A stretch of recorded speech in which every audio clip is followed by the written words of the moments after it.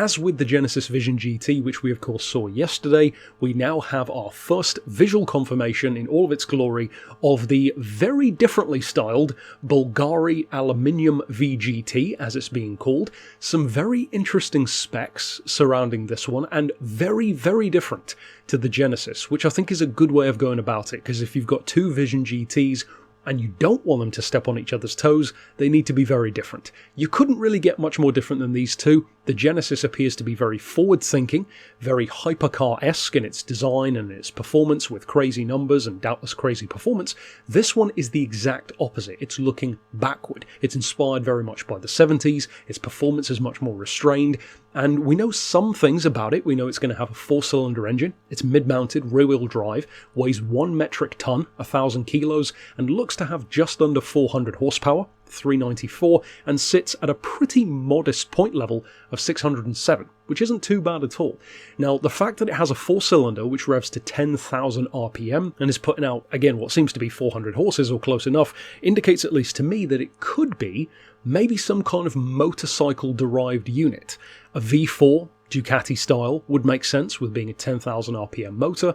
You could tune, even without a turbo, a motorcycle engine to realistically up around 400 horses, certainly with a more modern motorcycle unit. So it's possible it could have some kind of tie-in there. That would have some similarities to other concept cars in the game, like the Honda, and even in Gran Turismo's past, the equally square, well, maybe not equally, but certainly very square, Suzuki GSX-R4, and of course that was a tremendously OP vehicle in Gran Turismo 6.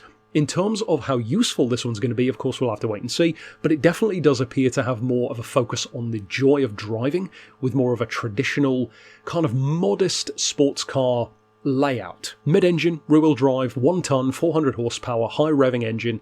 It's very Lotus, very TVR, very old-school, pure sports car. And like I said, that is the antithesis of the Genesis, which is the ultra-high end of the spectrum. Like I said, we don't know much in terms of how we're going to access the car in the game. We don't, as far as I can tell, know if or not this is going to be coming to the game in January. It certainly seems that those who do buy the watches are going to have a code to get the car in the game. I don't know how much crossover there's going to be between people buying a Bulgari watch and playing Gran Turismo 7. I'm sure there's some, but I wouldn't have thought it was a huge amount. Hopefully that's not the only way of getting it, but we'll have to wait and see, of course. And unlike the Genesis, we don't seem to have any indication, at least from what I've seen, that there will be some kind of other variant of this one, like a racing version. It wouldn't surprise me, to be honest, if this one just stays as is without a racing version, because it's not really that kind of car. And in terms of its visual design, of course, aluminium is pretty obvious there, you can see that.